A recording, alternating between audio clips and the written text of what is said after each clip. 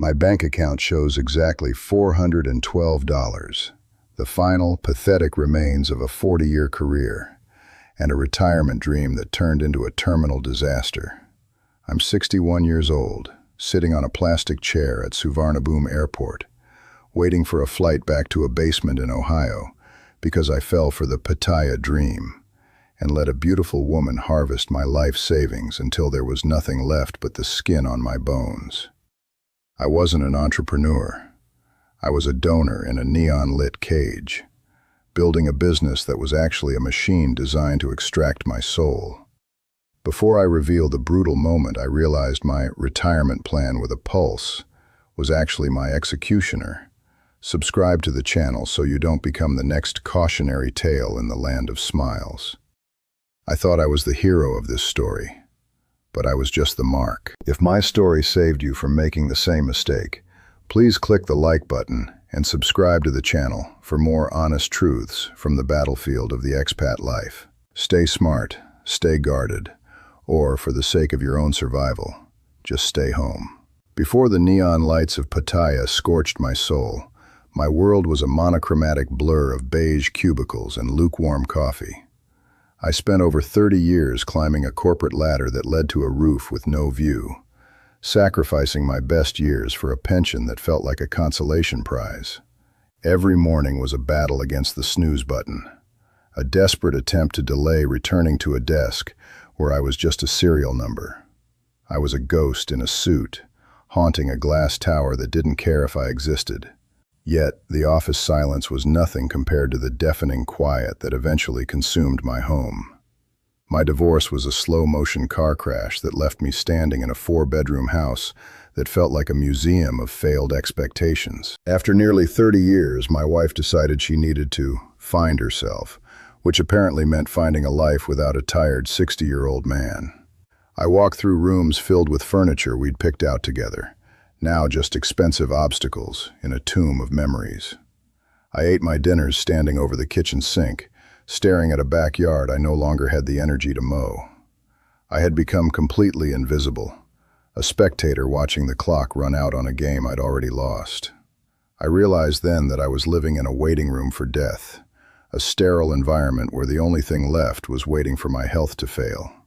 In the West, once you hit 60, you're moved to the bargain bin of humanity, discarded by a society that only values the young. My friends were either gone or busy complaining about their blood pressure at the local pub. There was no color left in the sky, just a persistent, heavy gray that mirrored the emptiness in my chest. I was financially stable but emotionally bankrupt, rotting away in a suburban prison of my own making. I needed a reason to breathe again. The worst part was the invisibility that followed me every time I stepped outside my front door.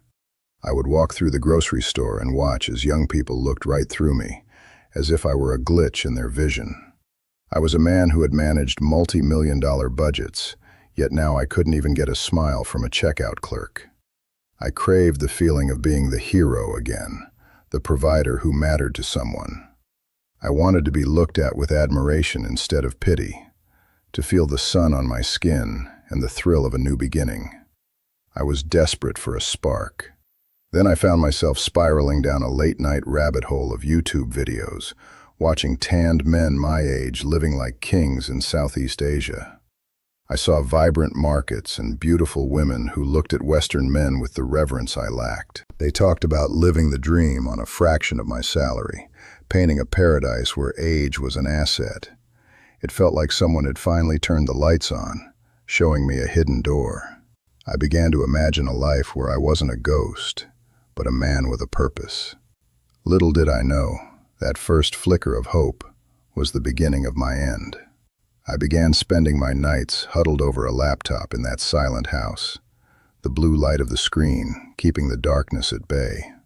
It started as a curiosity, but quickly became an obsession, an emotional lifeline for a drowning man.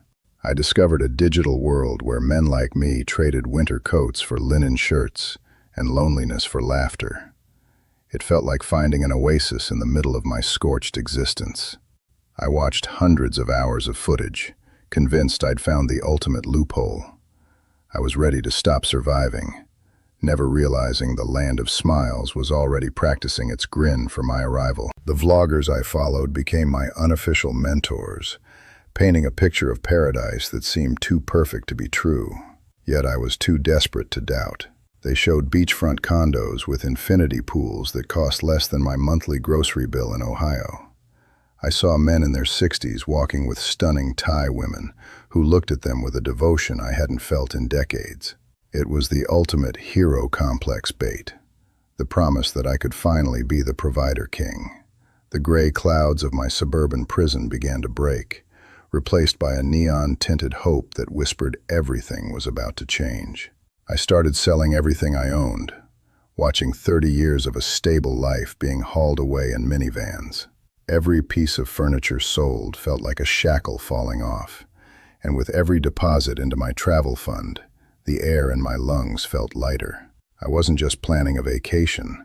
I was executing an extraction from a society that had discarded me. I spent my lunch break studying Thai phrases and looking at Pattaya real estate, imagining myself behind the counter of a thriving business. I felt like a teenager again, fueled by a dangerous mixture of adrenaline and terminal naivety. What drew me in most wasn't just the cheap beer, but the intoxicating idea of a traditional relationship that had vanished from my own country. I wanted a partner who would appreciate the struggle I'd gone through to build my nest egg. The internet was full of testimonials about good village girls who were hardworking, loyal, and looking for a man to take care of them. It appealed to every dormant instinct I had left, the need to be the protector, the savior. I was so busy polishing my suit of armor that I never noticed the trap being set. Then, on a humid Tuesday night, while the rain drummed against my window, I finally created a profile on a site connecting Western men with Thai singles. Within minutes, the notifications started pinging like a heartbeat, a digital validation that felt better than any drug. One profile stopped me cold. A woman named Nattaya, 32 years old, with a smile that held all the warmth I'd been missing. Her bio said she dreamed of owning a business and was looking for a kind, older man to build a future with. I hit send on my first message, waiting for the response that would seal my fate. When I stepped off that plane at Suvarnabhumi, the air hit me like a warm, wet blanket scented with jasmine, diesel, and possibility. Nattaya was there, standing behind the arrivals barrier, wearing a sundress that seemed to hold all the colors of a world I'd forgotten existed. When she saw me, her face lit up with a radiance that made my 30 years of corporate service feel like a distant, gray dream. She didn't just wave. She ran to me, throwing her arms around my neck and whispering that her handsome man was finally home. In that moment, the 61-year-old ghost from Ohio vanished, replaced by a man who felt like he was 25 again and held the keys to the kingdom. The first few weeks in Pattaya were an intoxicating blur of sensory overload and emotional validation that I hadn't dared to hope for. We stayed in a high-rise condo overlooking the Gulf of Thailand, where the sunsets turned the sky into a bruised purple and gold masterpiece every single evening. Nattaya treated me with a level of devotion that felt almost spiritual, anticipating my every need before I could even voice it. She would peel fruit for me, massage my tired shoulders after a day of walking, and look at me with eyes that seemed to overflow with genuine adoration. I was living inside a masterpiece, a perfectly composed photograph, where every shadow had been airbrushed away by the land of smiles. I felt like I was the lead actor in the most beautiful movie ever filmed, and for the first time in my life, I wasn't just watching the credits roll. Every morning started with her laughter and a cup of strong Thai coffee served on the balcony, the tropical breeze carrying the distant sounds of the city waking up. We'd spend our days exploring hidden beaches where the water was as clear as gin, holding hands like teenagers who had just discovered what love was. I was no longer the invisible man in the grocery store. I was the hero, the provider king who had rescued this beautiful woman from a life of struggle. It was a role I embraced with a dangerous, terminal enthusiasm.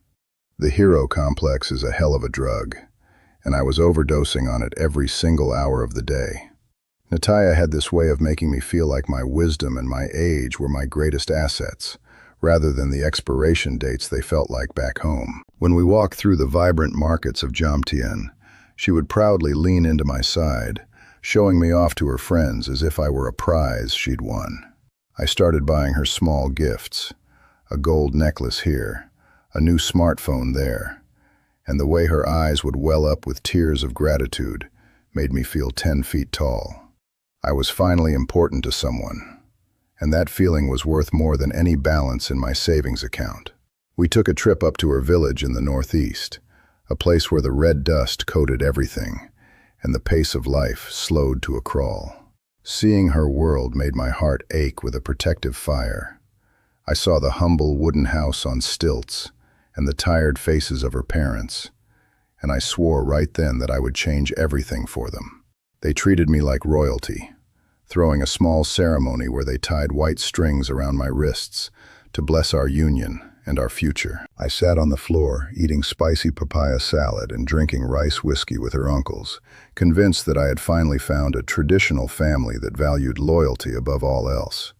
In that village, I wasn't just a tourist with a fat wallet. I was the savior who was going to build a new roof and dig a better well. Nattaya would translate their words of thanks, her voice soft and full of pride, and I felt a sense of purpose that I hadn't felt since my first child was born. I started handing out 1,000-baht notes to her younger cousins like they were candy, addicted to the smiles and the "why" gestures of respect that followed every gesture. I was the architect of their new life, the great Western benefactor, and it never once occurred to me that I was merely paying an admission fee to my own destruction. Back in Pattaya, the conversation naturally drifted toward our shared future and how we could stay together forever without me relying on a retirement visa. Nattaya started talking about her dream of a little shop, a place where she could work and we could build a legacy that would keep us comfortable for decades. She spoke with such passion about being a businesswoman and how she wanted to prove to her family that she could be successful with me by her side. It sounded so logical, so grounded, a partnership where my capital and her local knowledge would create an unbreakable fortress of financial security. I saw it as our retirement plan with a pulse, a living investment in our love. She would spend hours scouting locations, showing me empty storefronts with a gleam in her eyes that I mistook for entrepreneurial spirit. We'd sit in little cafes, drawing up mock floor plans on napkins, laughing about what we'd stock and how we'd decorate the entrance. I loved the idea of having a project, something to keep my mind sharp and my days occupied in this tropical paradise. It felt like the ultimate way to integrate into her culture, to become more than just a guy on a beach chair. I was going to be a pillar of the community, a businessman with a beautiful wife, proving to everyone back home that I'd won the game of life. The financial aspects seemed like a bargain compared to the costs I was used to in the West. When Nattaya told me we could secure a prime lease and fully stock a convenience store for less than $60,000, I almost laughed at how easy it was. That was just a fraction of my 401k, a small price to pay for a lifetime of happiness and a guaranteed income stream. I felt like a genius who had found a glitch in the matrix, a way to bypass the slow decay of American retirement. I was so busy calculating the potential profits and the hero points I'd earn that I never stopped to ask why the laws were so heavily tilted in her favor. Our life became a beautiful montage of shopping for industrial refrigerators and bright LED signage, each purchase feeling like another brick in our palace of dreams. Nattaya was a whirlwind of energy, handling the Thai paperwork and the contractors with a fierce efficiency that made me fall even deeper in love with her. She would come home exhausted, but happy, curling up against me and talking about how she couldn't wait to see my name, or rather, our name, on the business license. I felt like I was finally building something that mattered, something that would outlive me and provide for the woman who had brought me back to life. Every night was a celebration of our impending success, filled with expensive dinners and bottles of imported wine as we toasted to the Nattaya and Stephen Express. I was living in a state of total, blissful delirium, shielded from reality by the soft curve of her smile and the constant rhythmic reassurance of her affection. I had deleted my banking apps and stopped checking the news from back home, fully immersed in this neon-lit fantasy where I was the king of my own domain. I believed, with every fiber of my being, that I was the one man who had truly figured it all out, the one expat who had finally beaten the odds. Looking back now, I can see that I was just an actor, following a script that had been written long before I ever stepped onto that plane. Every kiss, every "I love you," and every excited plan for the store was a perfectly timed line in a play designed to make me feel safe while the stage was being set for my execution. I was so caught up in the beauty of the performance that I didn't notice the director was already calling for the final act to begin. I should have realized that a dream this perfect is usually a symptom of a fever. But at the time, I didn't want to wake up. I just didn't want to see the shadows. The transition from the honeymoon phase didn't happen with a sudden explosion. It started with the quiet, rhythmic sound of a leaking faucet. I viewed my life savings as a vast, shimmering reservoir, a deep body of water I'd spent 40 years filling with my sweat and silence. I figured a few small buckets taken out to help the woman I loved wouldn't even lower the water level by an inch. It began with her mother's sudden heart palpitations back in the village. Just a few $100s for a private clinic and some imported medicine. I didn't hesitate for a second because in my mind, a real man doesn't let his family suffer over a rounding error in his bank account. I felt like a provider, a savior, and the way Nattaya thanked me that night made every cent feel like a brilliant investment in our shared loyalty.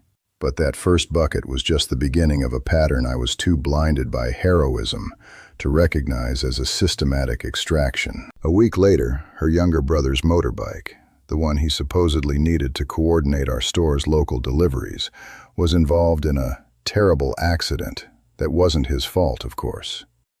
He needed $600 for repairs and to pay off the other driver to avoid a police investigation that might somehow shame our business. I felt a twinge of annoyance, but I quickly suppressed it with a layer of cold corporate logic. If the brother is grounded, our logistics fail. And if the logistics fail, the store loses money. I was just protecting my assets, or so I told myself while I authorized the transfer, oblivious to the fact that I was actually funding a new lifestyle for a man I barely knew. I started to see the first hairline fractures in the concrete of my financial dam, but I convinced myself they were just settling cracks, common to any new construction. Nattaya came to me one evening, her eyes red from crying, claiming that a local official had visited the store while I was at the gym and demanded a special permit fee of $900. She spoke about the fear of the shop being shuttered and her reputation being ruined in the neighborhood. I felt a surge of protective rage, not at her, but at the corrupt system she described so vividly. I stepped up, played the part of the powerful Westerner who solves problems with a stroke of a pen, and told her to handle it. I was so proud of my ability to shield her that I never stopped to ask why there was no receipt or official paperwork to show for my generosity. The requests began to escalate in frequency, each one wrapped in a new, urgent emotional crisis that made saying no feel like an act of betrayal. There was the temple merit ceremony in Isan, where she claimed we needed to donate $1,500 to ensure our business was blessed by the monks. She explained that in Thai culture, your status and the success of your ventures are directly tied to the face you show the community through your charity. I didn't want to be the stingy foreigner who didn't respect her traditions. So I gave in again, rationalizing that I was buying social insurance. I was building a reservoir of karma, I thought. But in reality, I was just watching the water level drop, while the village celebrated a windfall they hadn't earned. Every time I felt a spark of suspicion, I would immediately douse it with the memory of how she looked at me when we first met. I told myself that she was just a good village girl, overwhelmed by the complexities of life, and it was my job to be her anchor. When the store's main industrial refrigerator mysteriously burned out, requiring a $3,000 replacement. I felt a heavy weight in my chest, but I pushed it down. I was a businessman, and I knew that equipment failed. It was just a cost of doing business in the tropics. I didn't want to admit that my retirement plan with a pulse was starting to look more like a terminal illness for my capital. I was too committed to the role of the successful expat to allow myself to see the water leaking out of the base of my life. The psychological toll of these emergencies began to manifest as a constant low-grade anxiety that I masked with forced smiles and expensive dinners. I started checking my offshore accounts more frequently, watching the numbers decline with a sense of mounting dread I refused to name. To compensate for the fear, I became even more defensive of Nattaya when my few expat friends tried to offer advice about the store's overhead.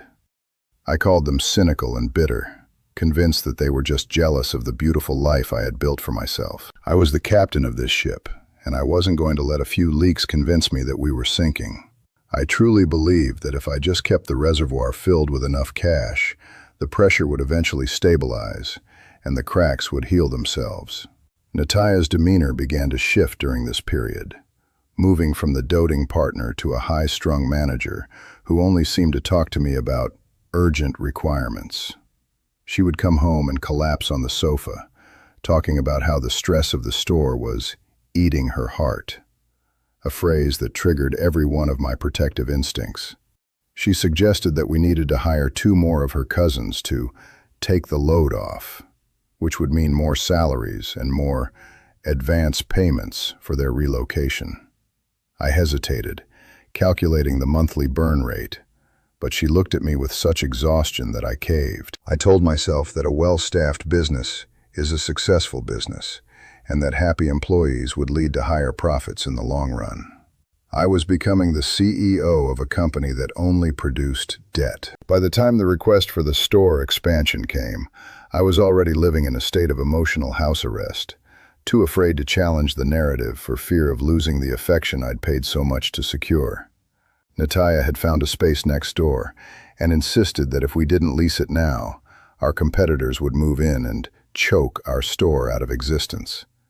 It required a $5,000 deposit and a year of rent up front, a massive withdrawal from a reservoir that was now looking alarmingly shallow. I spent 3 nights staring at the ceiling, my heart hammering against my ribs like a trapped bird. But eventually, the hero won out over the accountant, and I convinced myself that this was the final push we needed to achieve true financial independence. I started to feel like a man trying to hold back a flood with nothing but his bare hands and a desperate hope that the rain would stop. Every thank you from Nattaya felt a little more rehearsed, a little more like a transaction than a genuine expression of love. Yet, I doubled down on my justifications, telling myself that I had come too far to turn back now. I was 61, and the thought of returning to that beige cubicle in Ohio as a failure was more terrifying than the thought of losing another $10,000. I was gambling with my survival, but I called it commitment, refusing to acknowledge that the woman I loved was the one holding the shovel and digging the holes in my foundation. The metaphor of the reservoir was becoming painfully literal. I could see the high watermark on the walls of my life, a memory of a wealth that was rapidly receding into the mud. I began to hide my bank statements from myself, only glancing at the totals before quickly closing the browser tab. I was living in a fantasy world where next month was always the turning point, the moment when the store would finally start paying me back. I was addicted to the hero complex, needing the validation of being her provider more than I needed the security of my own future. I was a man who had survived 30 years of corporate warfare, only to be defeated by a series of small repairs and family emergencies in a land where I didn't even speak the language. Even as the anxiety started to keep me awake until the early hours of the morning, I would look at Nattaya sleeping beside me and tell myself it was all worth it. I would trace the outline of her face and imagine the store thriving, a beacon of success in the Pattaya night. I was so deep in the "but she's different" filter that I interpreted her growing distance as business fatigue, rather than the calculated coldness of a harvester. I was the donor who thought he was a partner, the prey who thought he was the predator. I had built a shiny, neon-lit cage, and I was busy polishing the bars while the water level continued its slow, inexorable descent toward the bottom of the tank. Then came the day when the small leaks were replaced by a structural failure I couldn't ignore, a moment that shattered my carefully constructed reality. Nattaya didn't come home until long after the store had closed, and when she did, she wasn't carrying the daily books or the cash bag. She sat down at the kitchen table, avoided my eyes, and told me that her father had been taken by the police over a debt he owed to a local loan shark in the village. The amount was $10,000, more than I had left in my immediate liquid savings. As she began to sob, telling me that they would take his land if I didn't help, I felt the final massive crack split the heart of my reservoir. I knew deep down that this was the end of the dream, but I still wasn't ready for what happened when the store's front door was locked from the outside. The tears weren't just about her father's debt. They were the opening notes of a masterpiece of manipulation that I was too eager to finish. Nattaya didn't just ask for $10,000 to settle the loan shark's claim. She presented me with what she called a permanent solution to our financial anxiety. She argued that instead of just throwing money away to save her father's land, we should buy the commercial plot beneath our store and consolidate everything.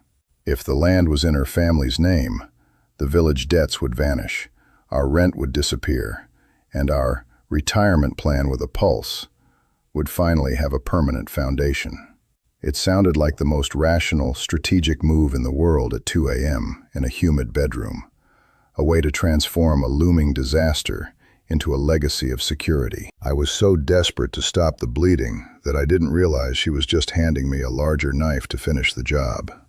The leap of faith was presented to me not as a terrifying risk, but as the glorious moment my wings would finally sprout and carry us above the struggle. She brought in a trusted local lawyer who spoke just enough English to make me feel like I was sitting in a high-stakes corporate boardroom instead of a carefully constructed trap. They spoke in hushed, reverent tones about cenotes and land titles, using technical jargon that made me feel like a pioneer settling a new, prosperous frontier.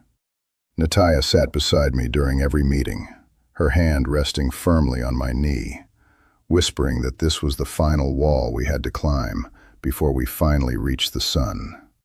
I felt a feverish, almost manic rush of adrenaline, convinced that this massive, strategic investment would finally buy me the peace and respect I had been chasing since I left Ohio. I sat in our condo that night and looked at the balance of my primary retirement account, the one I had spent 40 years building through missed vacations and thousands of hours of unpaid overtime. It stood at $78,000, the kill shot for my financial future if I made even a single mistake. Nattaya didn't ask for all of it, just $65,000 to secure the title and pay off the administrative fees associated with her father's complex legal situation. She made me feel like a king protector, the only man on earth capable of saving an entire lineage from total ruin and disgrace. My internal anxiety was screaming, a high-pitched frequency of dread that I chose to ignore, because my hero complex was louder, drowning out the common sense that had served me for decades. I was ready to jump off the cliff, fully believing the wind of her love would catch me. We eventually met in a dimly lit, stifling office in North Pattaya, surrounded by stacks of Thai language documents that looked like ancient, undecipherable scrolls of my own undoing. I didn't have an independent translator. I had Nattaya, and I had my own terminal need to be different from all the other failed, bitter expats I had mocked in the local bars. I signed my name in cursive over and over again on the dotted lines, the pen feeling heavier with every page, signing my own death warrant, while the lawyer smiled and offered me a lukewarm bottle of water. I didn't realize that by signing those specific forms, I was legally gifting her the entire business, the equipment, and the very ground I was standing on. I was a donor, masquerading as an entrepreneur, and the executioner was already behind me, quietly sharpening the blade while I admired the view. There is a specific kind of madness that takes hold of a man when he's 61 and he's already gambled half his life on a tropical dream. You start to believe that the bigger the bet, the more likely the universe is to reward your courage and let you win the game. I told myself that this $65,000 transfer wasn't spending, it was anchoring, placing a massive, unbreakable weight in the harbor so my ship would never drift into the rocks again. I was so focused on the mental image of the store's grand reopening that I ignored the way Nattaya's eyes had turned from soft to predatory the moment the lawyer confirmed the paperwork was final. I was busy polishing the bars of my shiny, neon-lit cage, fully convinced that I was the one who held the keys to my own freedom. The moment finally arrived when I logged into my offshore account to authorize the wire transfer of the $65,000, the majority of every cent I had left in the world. My finger hovered over the confirm button, my heart hammering a frantic, uneven rhythm against my ribs like a trapped bird as I looked at Nattaya, who was watching the screen with a hunger that should have terrified me. I thought about the beige cubicles, the gray Ohio winters, and the deafening silence of my empty house back home, and I decided I would rather die in paradise than live in a waiting room for death. I took the leap. I pressed the button, and I watched the numbers on the screen drop to nearly zero in a single, silent heartbeat. I felt lighter than air for exactly 3 seconds, until I noticed that Nattaya had already stood up and walked out of the room without saying a single word to me. I sat in that silent condo for 3 hours, the blue glow of my laptop screen the only light in the room, waiting for Nattaya to return with the celebratory bottle of wine she'd promised. The $65,000 was gone, a digital ghost haunting the wires between my life savings and a Thai bank account I didn't even have access to. I checked my phone every 30 seconds, watching the signal bars like a lifeline, but the messages remained unseen. A cold, oily sensation began to pool in my stomach, a primal instinct that my hero complex had suppressed for months. I walked into the bedroom, and that's when I saw it. The vanity was clear. Her suitcases were gone, and the scent of her perfume was the only thing left of my 61 years of existence. I drove to the store at 6 a.m., my hands shaking so violently against the steering wheel that I nearly swiped a parked motorbike. I kept telling myself there was a logical explanation, that she'd gone to the village early to surprise her father with the good news of his freedom. But when I pulled up to the curb, the neon sign I'd paid $4,000 for was dark, its cheerful buzzing replaced by a deafening, suffocating silence. The steel shutters were pulled down tight, locked with heavy industrial chains that I didn't recognize. I hammered on the metal until my knuckles bled, screaming her name into the humid morning air. But the only response was the disinterested stare of a street dog scavenging near the trash. A man I'd never seen before, wearing a crisp linen shirt and holding a clipboard, stepped out from the shadows of the alleyway and watched me with a look of clinical pity. He didn't ask who I was. He already knew I was the farang who had been paying the bills for a stage play that had finally reached its closing night. In broken English, he explained that the lease hadn't been renewed in my name, or even the company's name, but had been signed over to a local holding group 3 days prior. My strategic investment hadn't anchored my ship. It had simply paid for the fuel Nattaya needed to sail away on a different vessel entirely. The world began to tilt, the vibrant colors of Pattaya turning into a nauseating, high-contrast nightmare. I pulled out my copies of the documents I'd signed in that stifling lawyer's office, desperately pointing at the cursive signatures I thought guaranteed my future. The man just shook his head and pulled a single sheet of paper from his clipboard. A gift of assets declaration, written entirely in Thai, with my shaky, confident signature at the very bottom. He explained that by signing this, I had legally waived every right to the inventory, the equipment, and the goodwill of the business. I wasn't a partner. I was a donor who had just completed his final, massive contribution to a family that had been planning this liquidation since the day I stepped off the plane. I was standing on the sidewalk of a city I'd called home, realizing I was technically a trespasser. I tried to call her one last time, my thumb hovering over the contact name, my queen, with a pathetic, terminal hope that this was all just a terrible mistake. The call didn't even ring. It went straight to a generic, automated message in Thai that sounded like a mechanical executioner's blade. I tried her brother, her cousins, the lawyer. Every single number was blocked, a digital wall of ice that had been erected overnight. I realized then that the family emergencies and the village debts were just rehearsal lines for the grand finale. They didn't hate me. They simply didn't see me as a human being anymore. I was an empty ATM, a discarded husk of Western capital that had served its purpose and was now just taking up space on the sidewalk. I walked around to the back of the store, my legs feeling like lead, and peered through the high window into the storage room. The industrial refrigerators were gone, the shelves were stripped bare, and the floor was littered with the shredded remains of my bank statements. Then I saw it, taped to the glass, a Polaroid of Nattaya and a young Thai man I'd never seen, both smiling in front of a brand new SUV in her village. Underneath the photo, scrawled in red marker in her elegant handwriting, were the only words left in my world. "Thank you for the retirement, Stephen."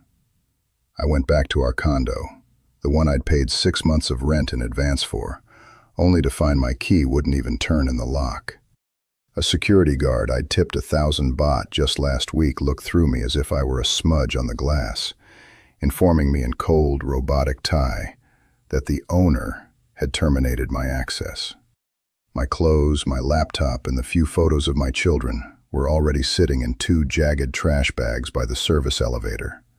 A pathetic pile of debris from a life I'd surrendered for a lie. I realized then that in Pattaya, you don't rent space. You merely pay for the privilege of not being thrown out until your wallet is empty. I was a trespasser in my own dream, a man whose presence was now an inconvenience to a system that had finished its harvest. Walking through the streets of Jomtien, I felt like a survivor of a massive shipwreck, washed up on a shore that had no memory of the grand vessel I once captained. The vendors who used to shout, "Hello, handsome man," now turned their backs when I approached, sensing the scent of failure and poverty that clung to me like the humid air. I saw Nattaya's brother driving that new SUV past me, and when our eyes met, there was no recognition, only a chilling, predatory indifference that made my blood run cold. I was no longer the hero or the provider king. I was just another charity case expat, a ghost haunting a neon-lit graveyard of Western bank accounts. The smiles hadn't disappeared. They were just being directed at the next man stepping off the plane, the next donor in line for the slaughter. I spent my final night in Thailand sitting on a plastic chair at a 24-hour bus station, staring at the screen of my phone as if it were a digital tombstone. My primary account showed exactly $412, the final, pathetic remains of 40 years of corporate servitude and a lifetime of playing it safe. Everything else, the 401k, the house in Ohio, the dignity I'd spent decades polishing, had been liquidated and transferred into a retirement plan with a pulse that was currently celebrating my destruction in a village I'd never see again. I felt hollowed out, a human shell stripped of every resource, waiting for the tide to take what was left of me back to a shore that didn't want me. I was the architect of my own ruin, a man who had traded a stable, gray life for a colorful, vibrant execution. Standing in the check-in line at Suvarnabhumi, the contrast with my arrival hit me like a physical blow to the chest, a cruel mirror reflecting the man I used to be. I remembered Nattaya running to me in that sundress, the jasmine scent, and the feeling that I had finally won the game of life. Now I was standing in the same spot with nothing but a backpack full of stained t-shirts and a one-way ticket back to a cold, silent winter. Nobody was waiting to say goodbye. and the land of smiles didn't even bother to look up as I shuffled toward the gate. I was an invisible ghost once more, but this time, the invisibility was permanent, a mark of the man who had been harvested and discarded by a paradise that only values the weight of your gold. If you're sitting in your office right now, scrolling through beautiful Thai profiles and dreaming of a convenience store partnership to fund your golden years, I beg you to look at my face and see your own future. Don't be the hero in a story written by a predator. Don't convince yourself that your love is the one exception to a legal system designed to extract your very soul. Love in this part of the world is a business, and if you don't have the stomach for war, you shouldn't be on the battlefield. I'm going back to Ohio to live in my sister's basement at 61, a cautionary tale for every guy who thought he was too smart to be broken. Stay smart, stay guarded, or for the sake of your own survival, just stay home before you lose everything like I did. If you're sitting in your office right now, scrolling through vibrant Thai profiles and dreaming of a convenience store partnership to secure your future, I need you to listen to the silence of my empty pockets. You think you're building a shared legacy, but you're actually financing a harvesting machine designed to strip you of every Western cent before discarding you like a used filter. Let me ask you, are you ready to be the only product on the shelf marked for 100% clearance sale?